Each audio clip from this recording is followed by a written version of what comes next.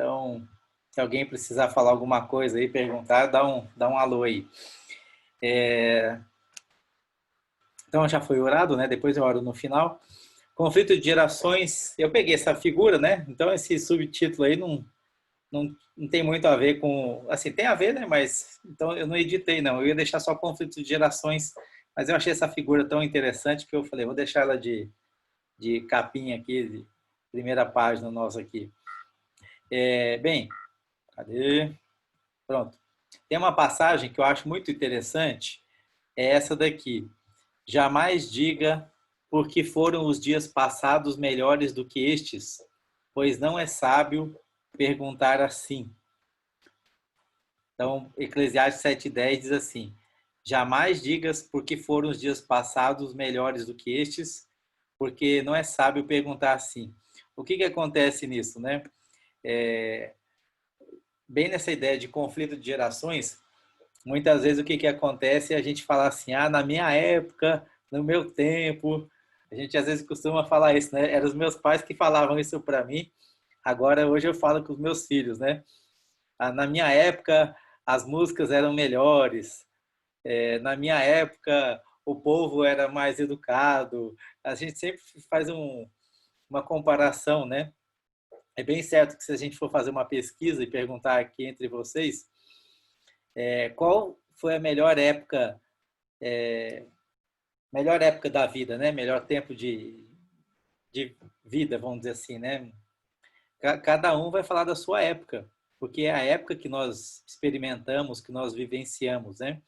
Então é bem possível que se a gente fala com uma pessoa de mais idade, alguns vão dizer assim, pessoal da geração Baby Boomers, por exemplo, ele vai dizer, a melhor época foram os anos 70, e outros vão dizer, não, a melhor época foram os anos 80, minha juventude. A juventude marca a vida da gente, né? E os nossos filhos, daqui a 20 anos, eles vão dizer que a melhor época foi a época que eles estão vivendo hoje. Cada um tem o seu parâmetro da sua juventude, geralmente, né? É interessante, porque é a época das descobertas, é a época que a gente está interagindo com as pessoas, começando a ter as suas amizades. Não que não tenha quando é criança, né? Mas parece que a juventude acaba marcando um pouco mais a gente. E o que acontece é que às vezes sai essa fala aí de vez em quando, né? Minha época era a melhor época da vida. Eu vou achar que os anos 80 são os melhores anos. Quem está mais ou menos perto aí da minha idade aí, outros que já passaram, talvez vai concordar, né? Para mim, os melhores anos foram os anos 80. As músicas dos anos 80 eram boas. Hoje as músicas tudo bagunçadas, umas coisas meio... Não estou falando de música cristã necessariamente, né? Porque eu não nasci num lar cristão. Então, até hoje, pensando em rock, né? Outro dia eu estava assistindo um documentário aí de um grupo de rock. Eu lembro da minha juventude, daquelas músicas, né? E aí hoje eu não sei nada de música hoje em dia. Estou num contexto totalmente diferente, né? Transformado e tudo, né? Mas é bem possível. Aí vem aquela questão que muitas vezes o pessoal pergunta, né? Pastor, meus filhos estão ouvindo música do mundo, o que eu faço com eles? Não tem umas coisas assim, mais ou menos, né? E às vezes a gente ouvia algumas músicas desse calibre aí, vamos dizer assim, quando a gente era mais novo também, né? Então não vou entrar dentro desse mérito agora aqui, mas o fato sempre existe e vai continuar existindo conflito de gerações. Os nossos pais tiveram conflito de gerações com os nossos avós, nós temos hoje com os nossos filhos, os nossos filhos vão ter com os filhos deles de novo. A história vai se repetindo, né? As coisas... E aí, aquilo que a gente fala, né? Tem frase que a gente diz hoje que é o nosso pai ou nossa mãe falando, né? Você já se pegou falando uma coisa que a sua mãe disse? Meu filho, para de fazer essas coisas. Eu vou morrer, você vai ficar aí. Já viram essas coisas assim? Vocês vão me matar de tanto bagunça. Não tem essas coisas? A gente acaba repetindo a história, isso que é muito engraçado, né? E é bem possível que os nossos filhos, quando tiver os seus filhos, eles vão falar as mesmas coisas. Então, assim, o que acontece? A filha, aqui tem uma expressão goiana que é custoso, né? O André sabe aí, porque de Brasília, o pessoal também fala, ah, fulano de tal é custoso, né? Custoso é bagunceiro, sei lá, uma coisa assim, que é difícil de lidar com uma criança dessa, né? Então, às vezes, falo com um jovem que seja, né? Ah, meu filho é muito custoso, minha filha é muito custosa. Então, tem essas questões aí de terminologia, mas é possível que na próxima geração os nossos filhos vão estar falando dos nossos netos as mesmas coisas. E a gente tem que entender isso, né? E por isso que esse provérbio aqui ele é interessante. Não é sábio dizer que os tempos passados foram melhores do que os de hoje. Por quê? Porque cada um vive a sua história. A melhor história que eu conheço é a minha. E os meus filhos vão ter a melhor história, vai ser a história deles. Os meus pais, a melhor história deles é que eles viveram. Então não é sábio como o autor aí desse verso de Eclesiastes, esse provérbio aí, fala de sabedoria, né? Dizer que no passado as coisas eram melhores, porque é bem possível que os nossos avós diziam que a época deles era melhor, os nossos bisavós iam dizer que a época deles era melhor. Então, se a gente for pensar assim, o mundo deve estar piorando muito, né? Porque sempre a geração anterior que era melhor, né? Então, não é sábio pensar dessa maneira. Essa é a nossa exortação aqui do início. Bem, tem um testezinho. Esse teste não é meu, esse teste foi a editora que bolou, né? Muita coisa que eu estou compartilhando aqui foi de um material que eu tenho da editora, porque eu já dei essa palestra sobre conflitos de gerações, o André nem sabia disso, né? Em 3 congressos da editora. Então, muita coisa que eu estou falando, eu estou pegando de lá, coisa que eu acrescentei. Então, a gente vai interagindo com coisas de lá, mas esse teste não é meu, então. Esse teste foram eles que fizeram. E aí, esse teste que vai passar agora é o seguinte. Se você se lembra do número 1, já valeu. O número 1, você viveu, você experimentou. Tá bom? Então, vai aparecer número 1, 2, 3 e 4. Se você se lembra do número 1, então o número 1 já valeu para você, você já guarda o número 1. Ah, eu não me lembro do número 1, vai aparecer uma cena número 2. Se você se lembra do número 2, você já guarda o número 2, que é a memória mais antiga sua. Tá? A ideia aqui é a memória mais antiga, aquilo que você vivenciou, você experimentou. Então, vamos em primeiro lugar aqui sobre tecnologia. Tá? Então, vamos lá. Você estava vivo nessa época aí? Estava presente nessa época? Se você estava vivo e lembra disso, número 1 é o seu número. Você já guarda isso daí. Número 2. Aqui tem a ver com tecnologia, né? Então, às vezes a pessoa não vivenciou isso, mesmo sendo daquela geração. Mas esse aqui muitos conhecem. Pelo menos da minha época, né? Vamos dizer assim. Tetris é um joguinho muito interessante aí. Tem gente que nem sabe o que é Tetris, então o número 2 não é seu, viu? Número 3. Aqui é um jogo de futebol da Konami. Esse aqui eu não sei se era PlayStation, sei lá. Esse aqui eu não lembro. Não lembro porque depois de mim esse aqui. E o número 4 é já a Kinect, né? Já Xbox. Então, quem é da geração do Xbox é número 4, é o seu. Então, você vai guardando aí. Se você tem a memória desse evento aqui, que você lembra dele, número 1, você vivenciou. Número 2 é esse aqui. Número 3 e número 4. Então, guarda aí.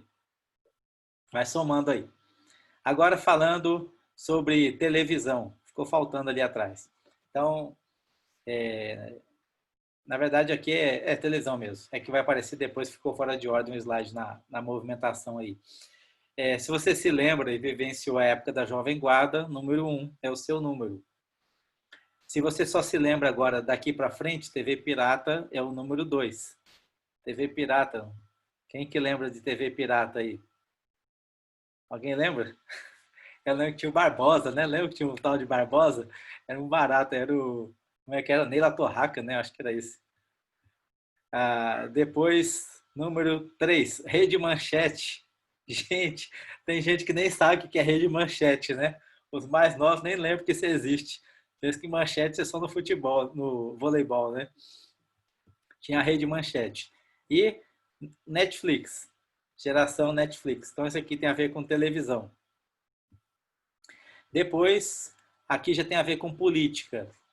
Ficou fora de ordem de novo, já é para ter aparecido política aí. Número 1 é a época da ditadura militar. Então, quem lembra dessa época, vivenciou, experimentou isso, guarda o número 1 aí, que é o seu. Número 2, o movimento Diretas Já. Esse aí, tem gente que está aqui na tela aí que nem sabe o que é Diretas Já, né? Depois, número 3, somos a rede social. Foi essas passeatas, né, que teve um tempo atrás aí. Eu acho que foi do Fora Color, acho que é. E depois tem aqui a presidenta. Quem só lembra da parte política da presidenta, então número 4 é o seu. Depois, falando sobre futebol, quem lembra dessa turma aqui, desses jogadores? Número 1. Número 2 é a turma do Tetra, né? Quem lembra desse aqui? Romário, Bebeto, Dunga tá ali no meio jogando futebol. Tem gente que nem sabe que Dunga jogou futebol, achou que ele era só técnico da seleção, né? Tá ali. Depois 3 é a geração do Fenômeno, tá aqui. E número 4 é o 7-1, né? Quem só se lembra do 7-1 aí chora, desce uma lágrima até. Então você guarda o número 4 aí. E depois aqui é sobre o James Bond, aqui é mais uma brincadeira, né? Qual James Bond que você lembra de ter assistido alguma coisa? Se você se lembra de ter assistido esse aqui na época, né? Não na reprise, mas na época, número 1, esse outro número 2, número 3 e número 4. Várias vezes eles tiveram produções aí. Bem, se você marcou até 5 pontos, a sua geração é dos Baby Boomers. Essa é a sua geração. Se você marcou até 5 pontos. Basicamente foi 1, né? Se foi de 6 a 10, você faz parte da geração X. Geração X. Se foi de 6 a 10 pontos, né? X, depois de 11 a 15, geração Y. E depois 16 pontos, geração Z. Então, essa nomenclatura aqui, ela basicamente a ideia é da gente se entender na nossa época, né? Então, cada geração vivenciou, teve algumas experiências. Então, nós temos a primeira geração nesse ponto aqui dos Baby Boomers. Depois vai ter um videozinho que vai explicar. Espero que dê para todo mundo ouvir bem o vídeo. Mas a geração Baby Boomers tem a ver com os soldados quando voltaram da Segunda Guerra Mundial, né? Então, quando eles voltaram para casa, começaram a ter os seus filhos, aí houve um boom de nascimento de crianças. Essa geração é dos Baby Boomers, os que nasceram pós Segunda Guerra Mundial. Aí, depois deles, a geração X são os filhos desses chamados Baby Boomers. E aí, depois, então, geração Y e geração Z. Basicamente, essa é a dinâmica aí quando a gente fala de geração. Tem um outro quadro aqui que mostra, de uma maneira agora colocando datas, né? Então, intervalo de nascimento e marcas históricas. Os boomers são aqueles que nasceram basicamente entre 1945 e 1965. Eles experimentaram grandes revoluções. A geração X são os que nasceram entre 65 e 85. Eles experimentaram grandes emancipações, mais liberdade, coisas desse tipo, né? Geração Y, 1985 a 2005, isso aqui varia um pouco, né? Mas basicamente é esse lastro aí de 20 anos. Grandes expectativas. E geração Z, não se sabe muito bem ainda, porque ainda está em formação, vamos dizer, do ano 2005 a 2025. Então, quem está presente aqui, se alguém nasceu depois de 2005, você faz parte da geração Z. E os outros aí se enquadram ou na geração Y, ou na X, ou dos baby boomers aí. Deixa eu ver se vai aparecer agora o vídeo, vamos ver se vai dar certo. Tem um videozinho que vai explicar um pouquinho essa ideia aí. Espero que dê para todo mundo ouvir bem. Cada geração tem as suas peculiaridades, isso é interessante, né?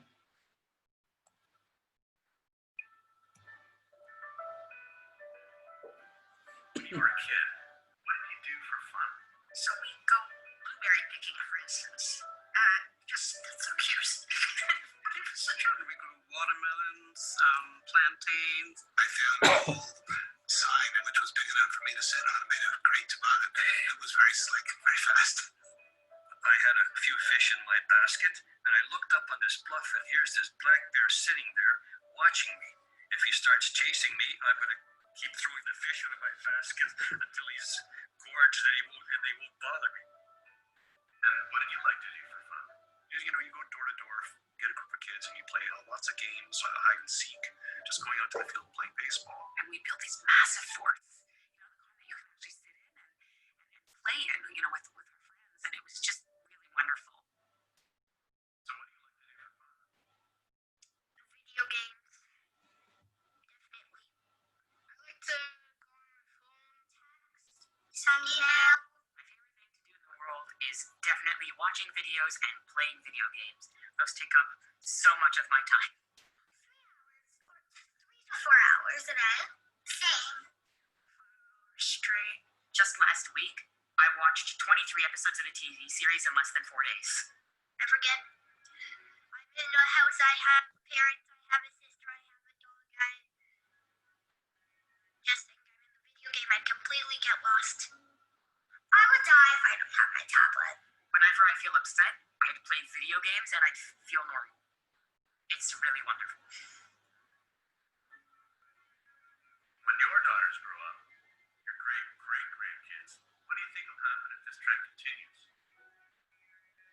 It's scary to think that they'll never have to leave the house. Sydney grew up doing a lot of the things that I did and enjoyed, and I see what my grandsons are doing today, and it's mind-boggling. By the time they have kids, it's going to be a really different environment. I actually feel a little sad because I feel like he's missing out on what's out there in the beautiful world.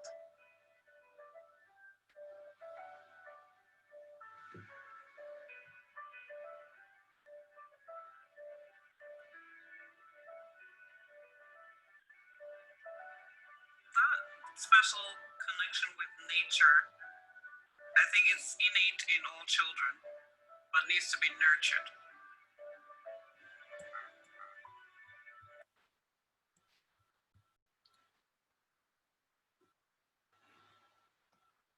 Bom, aqui é uma... Deu para ouvir bem? Deu certinho? É uma propaganda, ela dá um certo... pouco de angústia, talvez, né? A gente fica um pouco preocupado com o futuro dos nossos filhos aí. Mas o fato é que essa geração, basicamente da geração X para frente, né, tem experimentado grandes mudanças na convivência, né, no mundo e tudo, né? Menino falando sobre jogar videogame, a minha geração começou a ver jogo, né, de videogame. Eu vi as transformações, né? Os mais velhos aí, que tem a minha idade aí um pouco mais, lembram de telejogo, né? Os mais novos nem sabem o que é telejogo, né? Lembro de computador que ligava na televisão.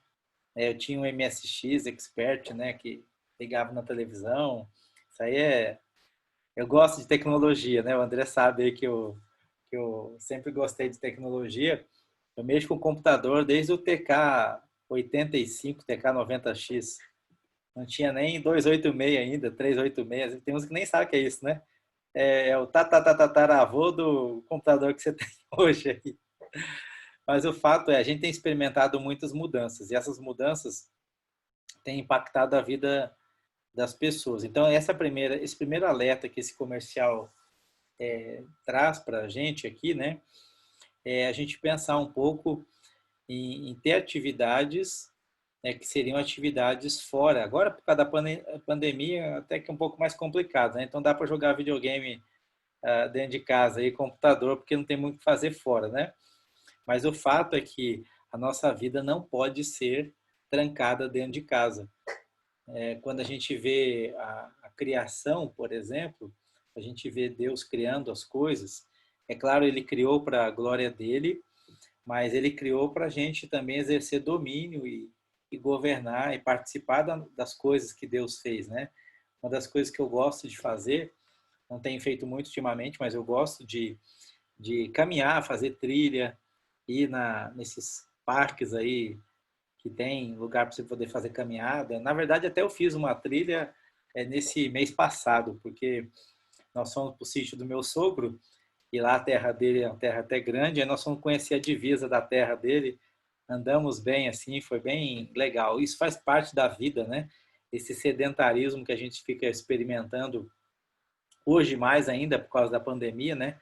Mas isso não é saudável para a gente. Então, esse contato, não estou nem falando do produto lá, que eu nem lembro o produto da propaganda, né? Mas o que me chama a atenção é a gente ter contato com a natureza, a gente sair para passear, para fazer uma caminhada, tirar os nossos filhos de frente de computador. Aqui no seminário a gente tem um privilégio, né? Que aqui é um espaço grande, amplo, os meninos saem para andar de bicicleta, para jogar bola, então essa parte é boa. Mas esse é um desafio para a gente que mora em cidades grandes, né? Como São Paulo, por exemplo, né? E claro que tem os parques, né? Dá para o Parque Ibirapuera, é um parque grande que o pessoal costuma sair para dar um rolê, passear um pouco, né? Mas isso faz parte da vida, né? Então, quando a gente fala de conflito de gerações, os pais muitas vezes, como naquela propaganda, ficam loucos da vida com o filho, né? Meu filho, larga desse negócio. A minha esposa, ela tem um pouco tem na verdade bastante dificuldade com os meus filhos jogarem, meu menino na verdade, né, que vai fazer 18 anos, tem 17, de ficar jogando computador, né? Eu sou um pouco mais tranquilo porque eu experimentei isso, né? Minha esposa nasceu na roça, né? Então jogar videogame, jogar computador para ela nunca existiu. Minha boneca, ela fazia boneca de milho, né? Então ela é de uma geração assim, ela não é que ela até eu estava vendo um documentário um tempo atrás, falando sobre gerações. Essa geração também, as divisões de gerações, X, Y, Z, e Baby Boomers, né? Elas têm um pouco a ver com o contexto onde a pessoa viveu. Então, se a pessoa viveu no contexto mais rural, né? Aí isso aí, às vezes ela se identifica mais com o pessoal de uma geração anterior do que até aquela própria faixa etária e aquela geração que acaba dizendo pela limitação de idade, né, a faixa de idade ali. Então, num sentido, minha esposa acaba se identificando mais a vida dela com pessoas mais antigas, porque ela viveu na roça, né, na juventude dela e tudo, um bom tempo de vida na roça. E aí, então, isso dá um conflito muitas vezes aqui em casa, por causa do meu menino que nasceu já conectado, né? Eu tinha um professor da faculdade de análise e desenvolvimento de sistemas, ele costumava brincar com a gente, né? E hoje nem dá para brincar com isso, né? Porque hoje é tudo wireless, né? Ele brincava que antigamente de um lado do cordão umbilical vinha a mãe, né?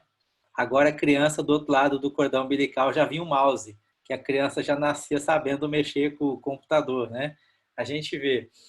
Eu faço parte de uma geração que nós começamos a mexer com tecnologia de maneira mais normal, vamos dizer assim, né?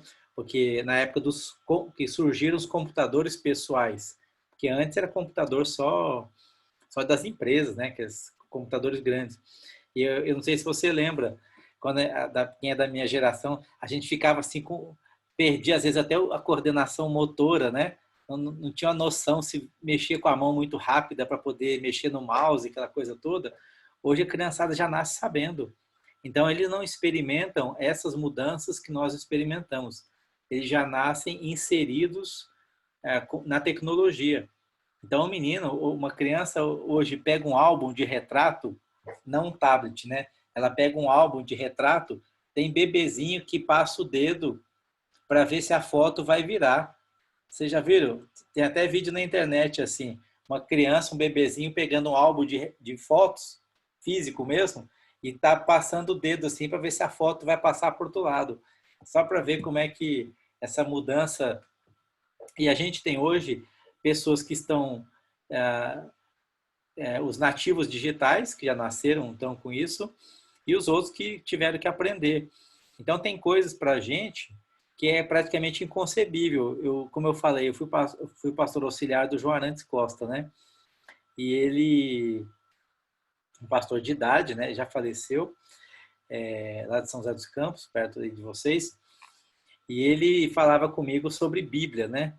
Eu gosto tanto de tecnologia que primeiro gadget que eu tive, esse foi um Palm, antes do tablet, né? Era o Palm Top. E aí eu tinha uma Bíblia nele. Eu usava para coisa da igreja mesmo, para anotar, tipo agenda, coisa do tipo, né? E ele falava assim, Frank, esse negócio aí não é Bíblia, não. Bíblia é essa aqui, né? Do papel. A minha nem tá aqui porque eu tô com tablet aqui, minha Bíblia tá no tablet. Mas eu tenho a Bíblia, tá ali. E aí ele falava, Bíblia é do papel. Eu falei, pastor, a palavra, ela tá escrita de maneira virtual, mas ela é real. Então, a gente tem que aprender a lidar com essas diferenças. Mas eu sei que é difícil, né? Então, por exemplo, você pega um texto que está escrito aqui, ó, ele vai virar ainda, não virou, mas daqui a pouco ele vira. Agora virou. O texto aqui é exatamente o texto que está numa Bíblia de papel. Mas, para uma pessoa mais nova, isso é tranquilo. Mas, para uma pessoa de mais idade, é difícil. Porque a vida inteira desses nossos irmãos mais velhos, eles entenderam que a gente o pastor tem que estar lá na frente e ele fala, irmãos, vamos abrir as nossas Bíblias, eu quero escutar a folha virando. Esse aqui não tem folha virando, não tem barulho, né? Então, lembra antigamente, os mais antigos de igreja vão lembrar disso, né? Era o desafio, né? Espada na mão, todo mundo com as espadas nas mãos. Aí punha lá a Bíblia de papel, né? Vamos abrir então, ver quem quer mais rápido. Malaquias 2:5. Aí todo mundo folheando rapidinho para poder achar o versículo, né? Hoje não tem mais isso, né? Malaquias 2:5. Você aperta pronto, já está lá no Malaquias 2:5, né? Ainda bem que tomara que o pessoal saiba, pelo menos ter essa noção, né? Mas então a gente vai vivenciando na igreja esses conflitos de gerações, né? Os nossos irmãos mais velhos, eles têm essa dificuldade. E aí agora pegando um pouco mais nós aqui, né, cada um na sua casa aí, nós também temos outros conflitos com os nossos filhos, porque a maneira da gente pensar é um pouco diferente dos nossos filhos. Então, por exemplo, o jovem, ele consegue fazer 50 coisas ao mesmo tempo. Em que sentido? Ele consegue ouvir música, estudar para a prova e assistir a série do Netflix. Não sei, vocês conseguem, os mais novos? Estão rindo porque ou é papo furado ou é porque eu estou exagerando demais aqui, né? Consegue? Eu não sei se consegue, eu acho que não. Mas eles vão dizer, não, a gente consegue. O cara está falando isso e o professor ele tá assistindo a aula aqui, ó, no celular e está vendo o seriado na televisão ali. Então, são coisas, o pensamento hoje da nossa juventude não é nada linear. Uma palavra que define é hipertexto, né? O que é um exemplo de hipertexto? Quando você abre um site na internet, tem aqueles hiperlinks, né? Na verdade, ali, né? E aí você vai clicando e já vai para uma outra página. Antigamente, quando a gente ia fazer uma leitura, a gente fazia a leitura de um livro linearmente. Você lia do começo até o fim. Os nossos jovens, eles não lêem uma página até o fim, muitas vezes. Ele lê aqui, já clica, já vai para uma outra página, naquela página já vai para uma outra. Daqui a pouco ele nem sabe onde que ele... Como é que eu cheguei aqui, né? Nem sabe. Por causa dessa... Aí vem essa ideia, esse incômodo, né? Você está vendo um link ali, você tem que clicar para poder ver informação sobre aquilo. Isso aí vai gerando conflitos na maneira de estudar, por exemplo, na maneira dos pais entenderem os filhos. Deixa eu continuar aqui para a gente ver outros desafios aqui. desafios que a gente tem enfrentado, né, ou essa geração enfrenta, um deles é a secularização. O desafio não é você viver a tecnologia. É claro que é um desafio, mas para mim o maior desafio da nossa geração aí, dessa juventude toda, dos nossos rapazes e moças, eles têm a ver com esse cultivar de uma vida secularizada. Então, o que, que acontece? Antigamente a gente falava uma mente mais mundana, né? Mas é que se envolve com tantas coisas. Esse é o desafio para os pais, né? A gente precisa saber o que, que os nossos filhos estão vendo, fazendo.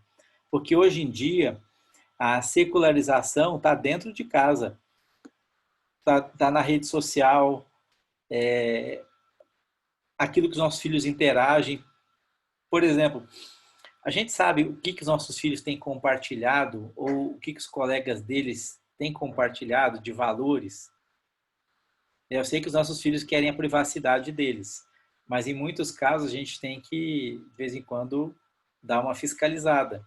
Olhar o que está fazendo, o que está vendo na internet, quais são os sites, dar uma olhada no histórico do navegador da internet. Se bem que essa molecada é esperta a beça, né? Eles sabem até apagar histórico, né? Mas, de vez em quando, pegar de surpresa e dar uma olhada, o que está fazendo, o que está vendo, o que está absorvendo. Outro dia, um tempo atrás, né? Meu filho está... O pessoal lá da igreja, né? Da igreja que eu frequentava antes, nós fomos para uma outra igreja agora, mas o pessoal estava querendo ir para um show desses... Eu vou falar, era do tal do Whindersson lá, aquele camarada lá. E eu falei, não, não vai não, ué. Que é isso? Que invenção tão doido. Os meninos querem ir para um cara que só sabe falar palavrão. Ainda mais na idade que os meus meninos estavam, né? Ou já estão mais velhos, mais complicado você filtrar ou segurar muita coisa, porque já são adultos praticamente, né? Mas na época eu tinha 12 anos, sei lá, coisas desse tipo, né? Logo que ele teve fama, né? Aí o cara apareceu aqui em Anápolis, tinha os meninos da igreja querendo ir lá. Isso aí já me chama a atenção, que tipo de coisa que eles estão consumindo. Eu não digo que hoje o jovem lê menos do que lia no passado. Eu acho que eles leem até mais, mas eu acho que lê com menos critério e com menos qualidade. Essa é a minha preocupação. Porque vai dizer que hoje, por exemplo, você pega o celular, você já está com rede social aberta aqui. E aí você vai passando o dedo e vai lendo lá aqueles tanto de texto que tem para ler.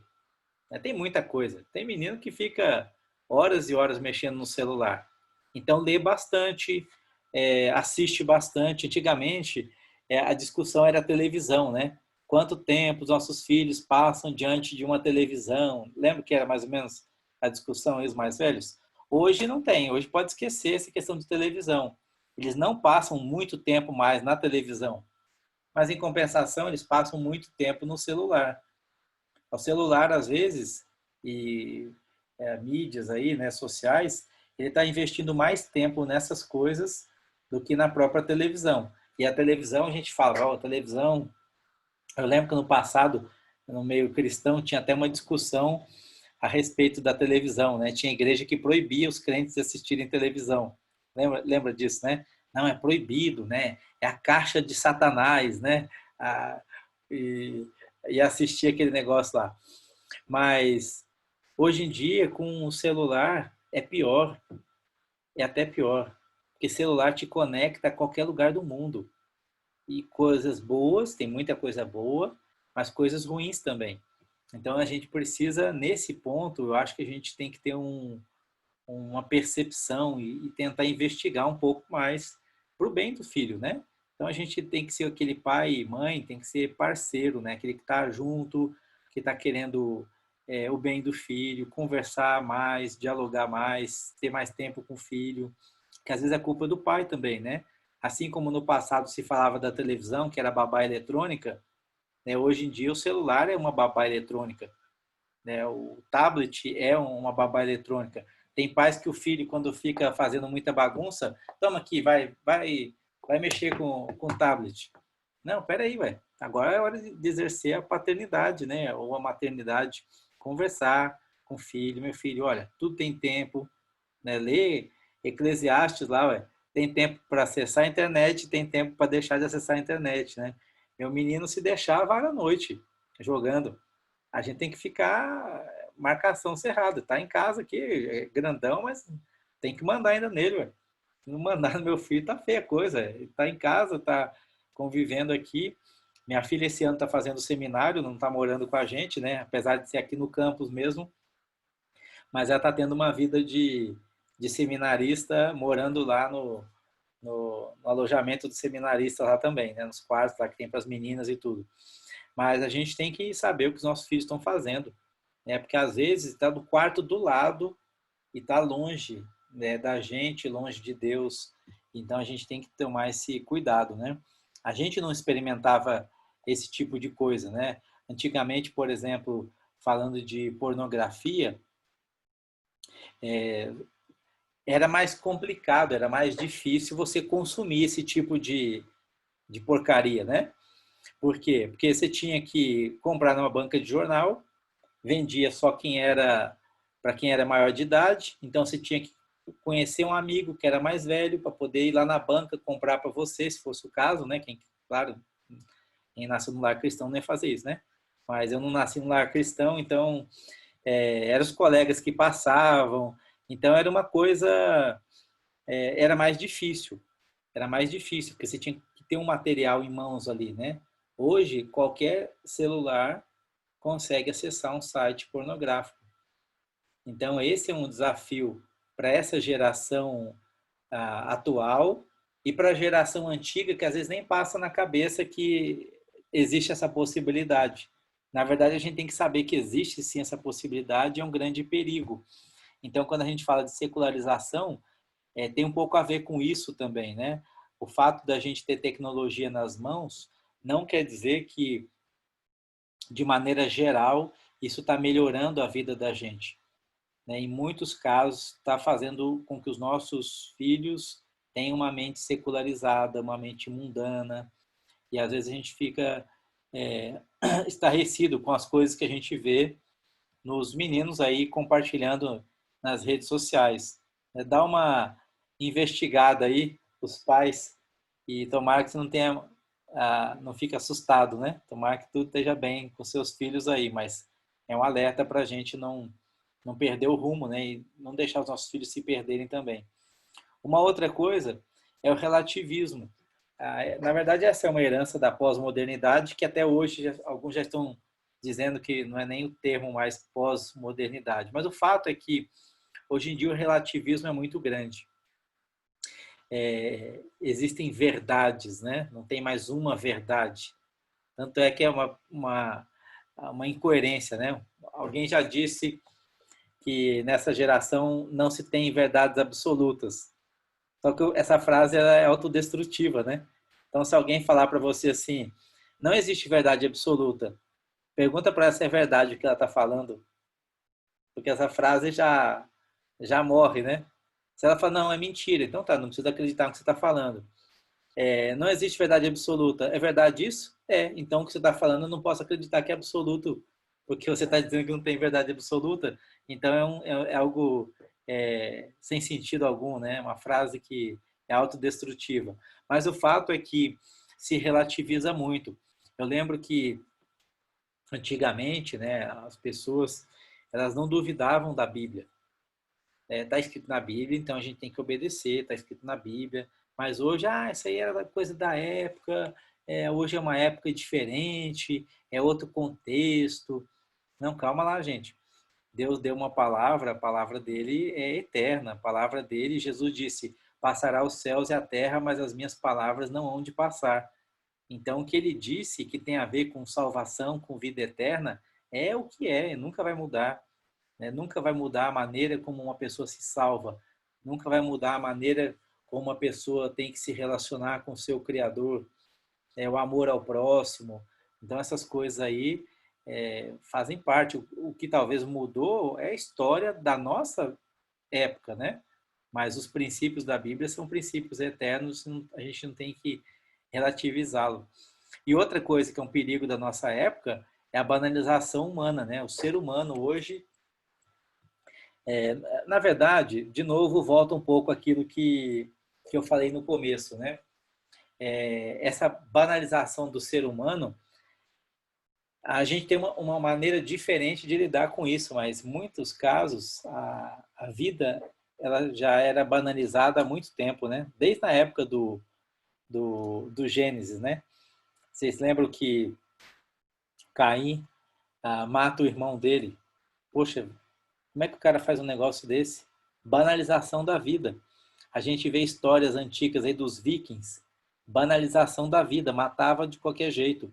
E hoje a gente liga a televisão, é a mesma coisa. Talvez o que está acontecendo um pouco hoje é que a gente tem mais informação. E aí, como a gente tem muita informação e a gente vai ficando saturado de tanta maldade que acontece na televisão, dá a impressão que o mundo piorou, né?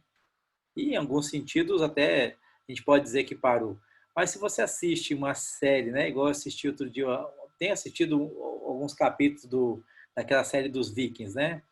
Eu gosto da parte histórica, né? Embora tem muita coisa ali que não é uma coisa muito legal, né? Porque tem muita matança, né?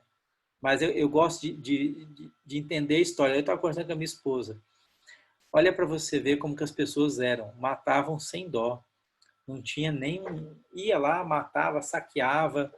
O cristianismo é que deu uma apaziguada nos bárbaros.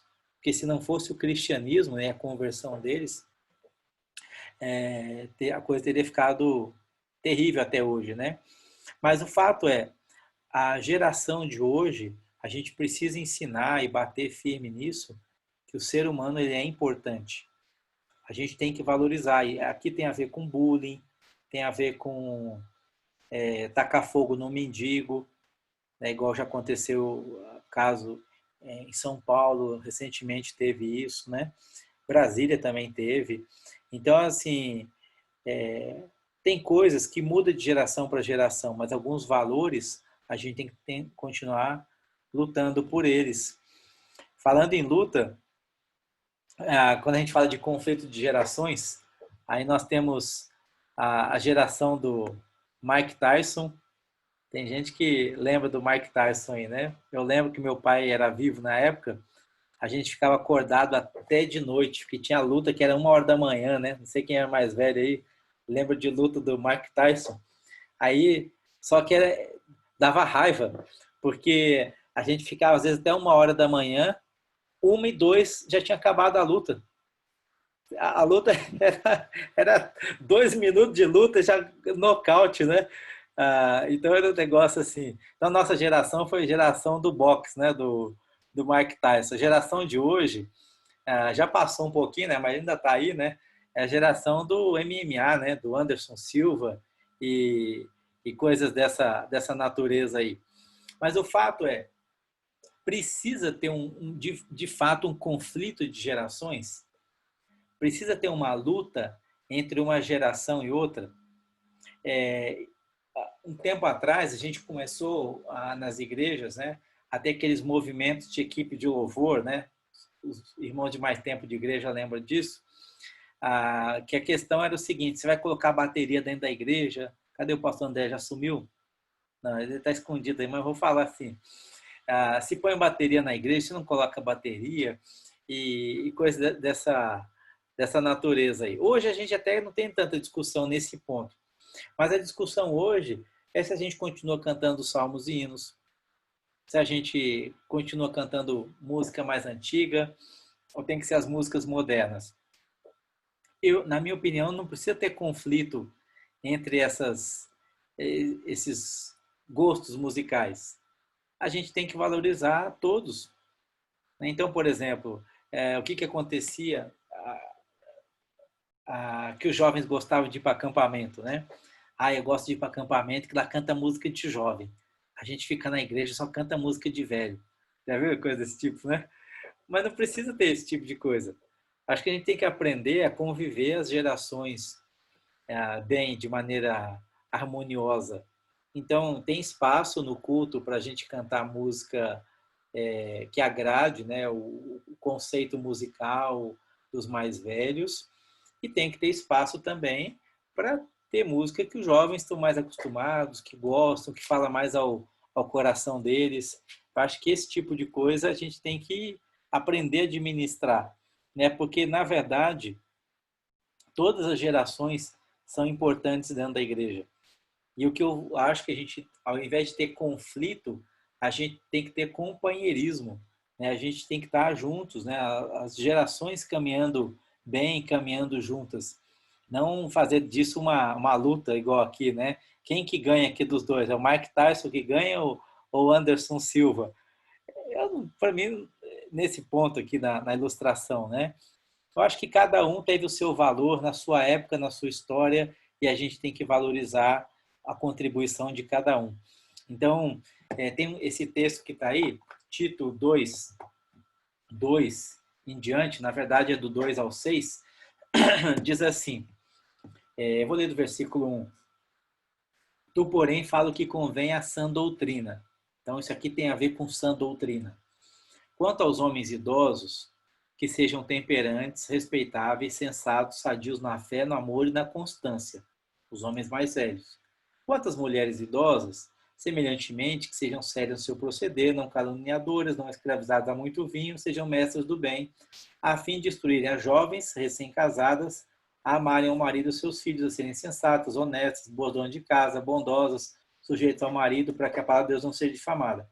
Quanto aos moços, de igual modo, exorta-os para que em todas as coisas sejam criteriosos. E agora ele fala para o próprio Tito: torna-te pessoalmente padrão de boas obras. No ensino mostra integridade. Aí continua. Eu não vou entrar nos pormenores aqui de tudo que está sendo dito, mas só para a gente entender que a igreja do Tito, essa igreja, era uma igreja que tinha gente mais velha, tinha gente mais nova, e tinha homens, tinha mulheres nas faixas, diversas faixas etárias.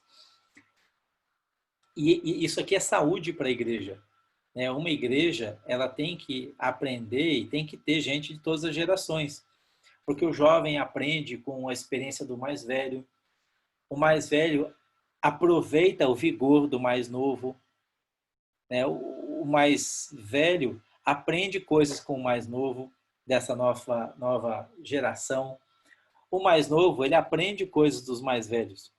Então, o que a gente tem que ter, na verdade, não é uma competição, os mais velhos versus os mais novos, mas tem que ter uma somatória. Então, quando a igreja ela entende isso e a gente passa a viver sem esse tipo de conflito, isso ajuda bastante. Eu vou colocar um outro vídeo aqui agora, e aí depois a gente volta a conversar sobre esse assunto aqui. Você já ouviu falar de baby boomers, geração X e geração Y? Pois saiba que o relacionamento dessas gerações no local de trabalho é um grande desafio para as empresas. E para lidar com isso, é preciso conhecer um pouco melhor a história de cada uma delas.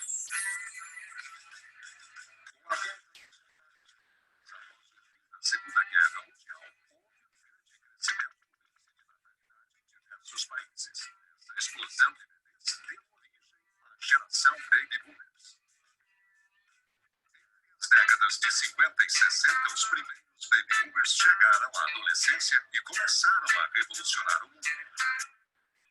Se lutaram os costumes, os comportamentos e os valores da época, foram a geração da jovem guarda do tropicalismo e do rock and roll.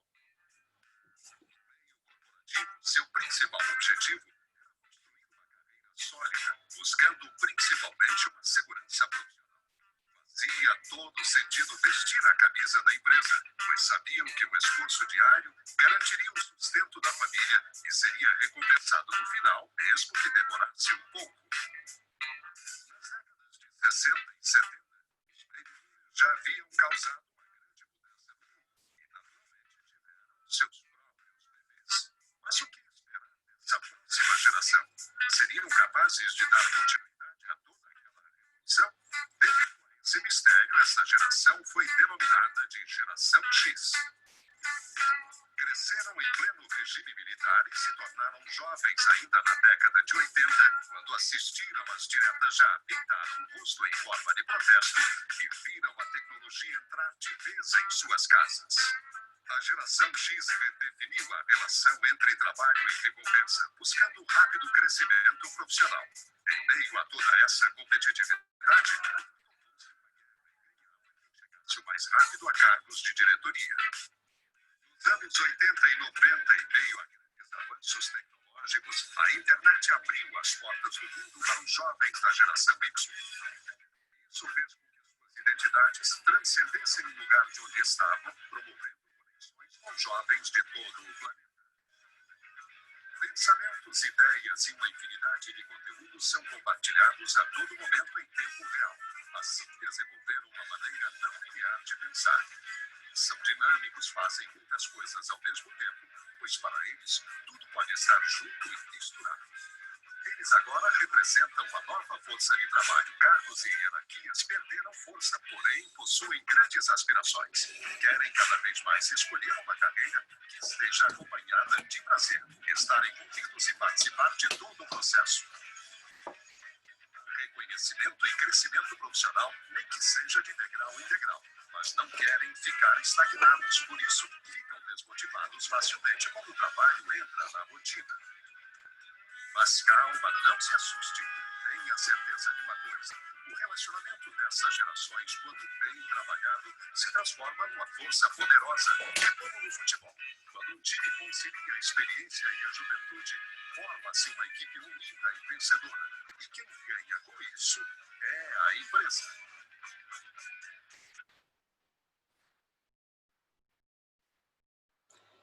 Bom, deu para ouvir bem essa também? Mais ou menos? Então ele conta um pouquinho a história, né, mais na ideia do mercado de trabalho, mas eu queria trazer uma aplicação mais para o nosso contexto de igreja, né? O que acontece? Como foi colocado ali? Eles precisam, uma empresa, ela precisa continuar, ela não tem que parar, né? Não pode parar no tempo. E aí tem que aprender a lidar com as gerações. Então a própria empresa, ela tem que entender isso. O que acontece a geração de hoje? Por que muitas vezes os pais ficam loucos da vida que o filho não obedece? Já viram isso aí? Só em casa que acontece, né?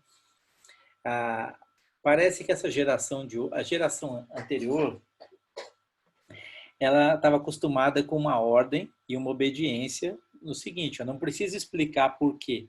Tem que fazer porque eu estou mandando. Assim que a gente aprendia, não era assim? Eu tinha que obedecer meu pai, porque se eu não obedecesse meu pai, coitado de mim, né? Meu pai era bravo, nervoso, austríaco, assim, quase um Hitler, né? Vamos dizer assim, né? Mas ele brigava mesmo e batia feio. Então a gente aprendeu a obedecer, porque alguém está falando, a gente tem que obedecer, né? A geração de hoje ela é mais questionadora. Não sei se é só na minha casa, né? Mas quando a gente dá uma ordem para o filho, se essa ordem não for uma ordem inteligente ou inteligível, parece que não dá muita vontade de obedecer. Ele tem que se entender parte do processo. Por que eu tenho que obedecer isso? Você fala, porque eu estou mandando. Tudo bem, está mandando, mas por que tem que ser assim? Por que não pode ser de uma outra maneira? Então, essa maneira a gente tem que entender também. Uma coisa falando de igreja. Eu não sei se é só na minha visão aqui ou São Paulo é diferente, né? Já estou muito tempo longe de São Paulo, mas parece que as pessoas de hoje não vestem mais a camisa da igreja. Será que é isso? Tomara que aí não, né? Esse grupo que está aqui é o grupo que veste a camisa da igreja, então acho que essa palavra não serve para vocês, né?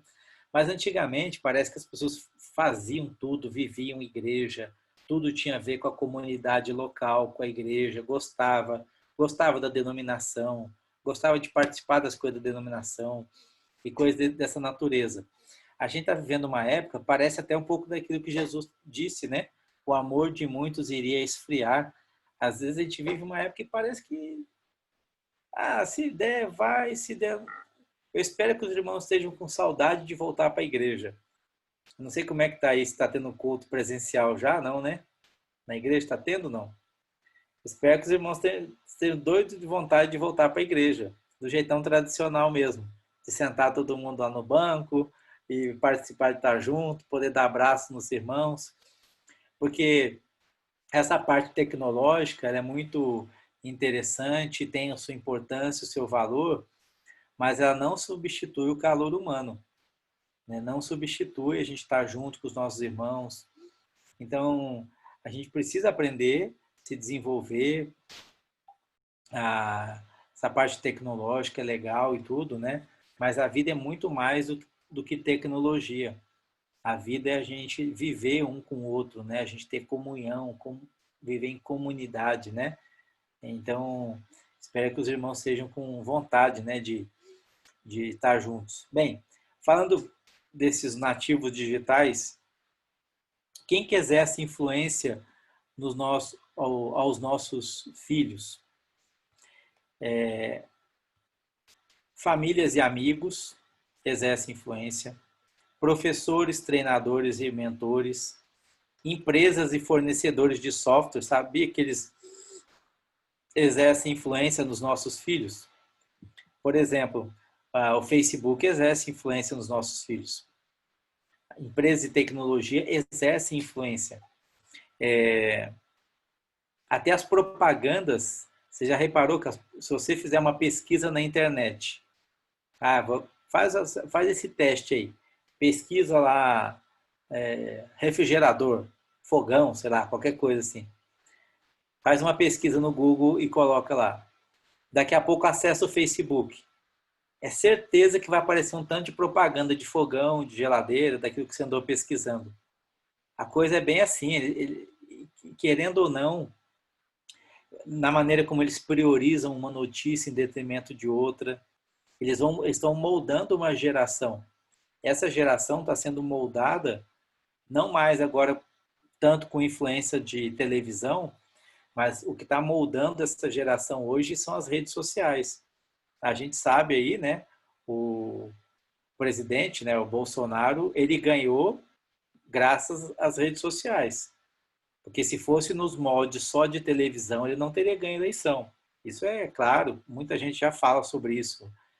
Então, hoje em dia, quem tem influenciado muito as gerações são empresas e fornecedores de software, prestador de serviço de redes sociais, né, o que seja, né, Twitter, Facebook e outros mais. E também o Estado também tem influenciado, né, políticos, organizações em geral. E aí eu pergunto, o que a igreja pode fazer? O que a gente pode fazer como pais, por exemplo, né? Os pais são influência dos filhos, claro, né? Mas o que a gente tem feito para estreitar esse relacionamento e não simplesmente ter conflito com os nossos filhos? Né? Uma das coisas que eu já falei, né? A gente tem que procurar ser mais próximo dos nossos filhos. Tem aquela se colocar no seu lugar de pai, mas é um pai que está aberto ao filho, né? Não para perder a sua posição de pai, de mãe, né? Mas é alguém que está perto, que está disposto a ajudar. Os filhos têm que entender que a gente quer o bem dos nossos filhos, né? A gente ama, nós amamos os nossos filhos, queremos o bem deles. Outro dia eu estava falando com vocês, né? Meu menino aí estava jogando computador, já era quase 2 da manhã, né? Porque não tem aula, né? Ele estuda à noite, né? Agora voltou a aula, deu uma melhorada nesse ponto aí, né? Mas eu falei, filho, você tem que tomar cuidado, a gente precisa de sono, precisa de noite para dormir, de momentos de quietude para dormir. O sono da noite é muito melhor. Pai, mas é que a internet de noite vira um tiro, né? Não cai, aquela coisa toda. Sempre são essas desculpas. E na verdade tem coisa que tem a ver com tecnologia. Mas tudo a gente tem que aprender que tem que ter um limite, né? Então a gente tem que ter essa conversa boa, amigável com o nosso filho, com os nossos filhos nesse ponto aí, né? E a igreja nesse trabalho ser parceira, né? Poder também ajudar e contribuir nisso daí. Aí vem essa pergunta: a família, ela é um campo de guerra ou uma zona neutra? Para a maioria dos nativos digitais, o ideal familiar se desenrola em uma democracia, onde todos têm voz, opinião e responsabilidade. Isso aqui é de pesquisa que foi feita, né? Sem negligenciar a hierarquia, essa democracia familiar mantém as funções dos membros da família por meio do respeito e da admiração. A geração Y parece disposta a conversar sobre o conflito de gerações e ajudar a resolvê-lo. E aí a igreja, ela é preparadora para o futuro ou parceira para o presente? Mais do que o velho discurso de que os adolescentes e jovens já são o presente da igreja, é preciso reconhecer que sua função perante eles é de formar parceria entre as gerações no cumprimento da vontade de Deus. Aí tem esse gráfico que é interessante. E aí a gente tem que... É interessante e às vezes preocupante, né? Dentro das gerações aqui, os que consideram sagrada a Bíblia, a maior parte são dos boomers, os mais velhos. A gente vê que para a geração Y, isso já está começando a não ser tão verdade quanto a gente gostaria que fosse, né? Realidade na vida deles, né? Então a gente tem que instruí-los com relação à palavra de Deus, se a palavra é santa. Consideram a Bíblia como palavra de Deus? Olha só, na verdade, até nesse quesito de baixo, segundo, eles estão melhor do que muitos dos mais velhos aí. Aceitam outros livros como verdades espirituais? Olha, estão dispostos a aceitar. Então, isso é preocupante, porque quando a gente pensa em outros livros, nessa pesquisa, não está pensando só da Bíblia e de escritos de teólogos, né?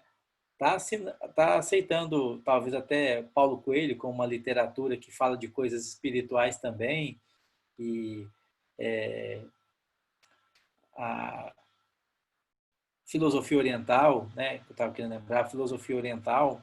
Então, cuidado, né? A gente tem que se preocupar com isso, já que nessa pesquisa colocou isso como um ponto, né? Considera a Bíblia precisa em seus ensinos? Ó, no caso aqui já caiu, ou tem caído, né? Leem a Bíblia fora da igreja, diz aí essa pesquisa com gente de dentro da igreja, né? Por isso que tá até tem um número alto aí até 40%. Gostariam de conhecer melhor a Bíblia? Então, são perguntas aqui. Isso foi a pesquisa que a editora passou, né? Mas isso são pontos que a gente tem que se preocupar. Então, o que a gente pode fazer como pai, como mãe, entendendo que os nossos filhos precisam cultivar uma vida espiritual também, não é só cultivar uma vida do lar, mas cultivar uma vida espiritual, ter momentos de devocional em casa, de estar junto lendo a Bíblia. A igreja promover alguns encontros para isso, de repente, para a gente estar lendo a Bíblia juntos. Então, são coisas que a gente tem que, ainda mais numa época agora que a gente está todo mundo meio solto, né? Meio cada um mexendo no seu computador, na sua tecnologia. Então, a gente tem que ter um certo cuidado maior nesse ponto aí. Eu acho que tem mais um. Isso. Geração Y. Extraordinariamente sofisticados, porém estranhamente limitados. Eles estão sempre conectados, adquirem informações com rapidez e são extremamente criativos. E aí o que eu queria terminar é parceria sim, enfrentamento não. Dá para a gente ter parceria de gerações e não enfrentamento, conflito, briga, coisa dessa natureza. É um desafio para a gente, porque a gente, quando fala de querer aceitar a outra pessoa, né, a gente tem que abrir um pouco a mão de algumas coisas, né, que é o nosso jeito de fazer, o nosso jeito de gostar. Então, tem outro jeito de fazer as coisas, né? Tem um jeito jovial de interagir, de conversar. Então, a gente tem que aprender e falar a língua deles, né, nesse ponto. É interessante que quando a gente pensa em alcançar um povo indígena, por exemplo, o que a gente faz para a gente não ter conflito, né? O que a gente faz quando a gente quer alcançar um povo indígena? Bom, eu tenho que aprender a cultura, eu tenho que aprender a língua, eu tenho que falar de maneira que ele me entenda. Agora, se a gente for pensar que uma geração próxima, né, a próxima geração, ela é, nesse exemplo aí, um povo a ser alcançado, eu tenho que aprender a falar a língua deles, eu tenho que entender a cultura deles. Então, quanto mais perto eu quero chegar, mais eu tenho que me envolver com essa pessoa. E muitas vezes essa pessoa está dentro de casa e a gente quer conversar com os nossos filhos na linguagem que os nossos pais conversavam com a gente. Então a gente tem que entender, faz parte do desenvolvimento deles, algumas crises, né? Isso é normal, tem a ver com a maturidade. Então não estranhe quando o seu, meu filho está em crise, né? Não, está em crise, vamos como família mesmo trabalhar para isso ser resolvido, né? Antes de pensar em levar para médico, psicólogo, que seja, né? Vamos caminhar aqui como pai e filho, porque a gente tem que entender melhor os nossos filhos muitas vezes e às vezes a gente está só terceirizando o nosso trabalho, né? Então terceiriza para um profissional, terceiriza para o pastor, terceiriza para o líder de jovem, sendo que na verdade nós somos responsáveis pelos nossos filhos. É o bem mais precioso que a gente tem e a gente não tem que caminhar. Vai ter conflito, claro, né? A gente está perto, né? Mas não promover isso e toda hora ficar incentivando, né? A gente tem que tentar ser parceiro nessa jornada, né? Nessa convivência do lar, né? A gente tem aquele versículo quando a gente fala de marido, né? Maridos, vivei a vida comum do lar. Mas eu acho que todo mundo tem que viver essa vida comunitária do lar, da gente estar junto, sendo parceiros e aprender a lidar com coisas diferentes, né? Hoje cedo, estava terminar aqui para abrir para perguntas, né? Tava um programa, foi hoje? Hoje é sábado. Teve um programa hoje cedo que eu vi só um trechinho, né? Tava sendo, eu não lembro agora qual programa. Tava aquela, como é que chama aquela moça que era do Tempo lá, que foi do jornal também. Esqueci o programa. Esqueci. Mas era falando sobre conversando de tecnologia, terminologias com o pessoal mais velho. Era Patrícia Poeta, não sei agora qual que é o programa lá, o programa de manhã. Na casa, né? Minha casa, uma coisa assim, né? Isso, acho que é um negócio assim. Eu vi só esse pedaço lá. Aí, estava falando com o pessoal de idade, um senhor, senhora, eu achei legalzinho. Eles tudo antenado, tudo na tecnologia. Aí falou, vamos ver se vocês estão por dentro da tecnologia, da linguagem tecnológica, né? O que é um crush? Aí, aí não sabia, né? Eu não sei o que é isso, não. Então, assim, tem a ver com uma linguagem hoje, né? Uma linguagem da juventude, né? E a gente tem que entender quais são as coisas que estão acontecendo, o que passa na cabeça. Ficar é da época anterior, né? Quando falava, tá ficando, né? Hoje já não se fala de ficar mais. Já é outra terminologia, coisas desse tipo. Então, a gente, como pai, como mãe, quanto mais próximo a gente puder ficar dos nossos filhos, né? Porque, na verdade, nós não somos inimigos e nem devemos viver como inimigos. Os filhos aqui não devem ver os seus pais como inimigos. Os pais estão querendo o melhor para vocês, ainda que não saiba como lidar, como fazer, como brigar até, né? Como questionar alguma coisa, reclamar de algo, às vezes exagera, mas ninguém está querendo errar, né? A gente está querendo acertar. Então, entenda esse lado, né? A gente tem que, como Jesus disse, né? Considerar o outro superior a nós mesmos. Quando a gente entende que tem que amar o próximo como a nós mesmos, o nosso próximo, o mais próximo, está dentro de casa. Então, esse é o mandamento. É o segundo mandamento, amar o teu próximo como a ti mesmo. Então, se a gente entende que o meu próximo, o mais próximo, é a minha esposa, os meus filhos, aqui é o lugar onde eu tenho que viver o segundo mandamento todo dia, né? E colocá-los à frente, né, como prioridade na minha vida. E esse é outro desafio também, que às vezes os pais não fazem isso, né? tem tanta coisa para fazer, chega em casa, não quer mais saber de perguntar como é que estão as coisas, como é que foi na escola.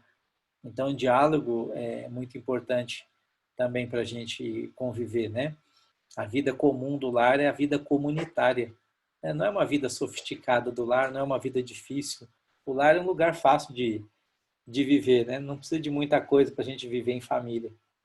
A gente não precisa de muita coisa, a gente precisa estar junto só. Aí a gente já consegue viver família. Não precisa comprar nada para viver família. A gente sem dinheiro consegue ser família. É tão fácil, né? Mas às vezes a gente acha tão difícil de colocar em prática. Que Deus nos ajude a vivermos a vida no lar sem conflito de gerações, mas na verdade valorizando cada geração. Eu acho muito legal o meu filho ter oportunidades que eu não tive. Agora eu tenho que entender que essas oportunidades que ele está tendo, que minha filha também tem, não tem que distanciar de mim. Na verdade, a gente tem que estar mais perto. Ô, filho, deixa eu dar uma olhada aí, deixa eu sentar no seu computador, o que você está fazendo, o que você está jogando? Deixa eu tentar brincar um pouco aí, sei lá, tentar fazer alguma coisa juntos, né? Vamos sair agora, vamos dar uma andada, vamos lá jogar uma bola.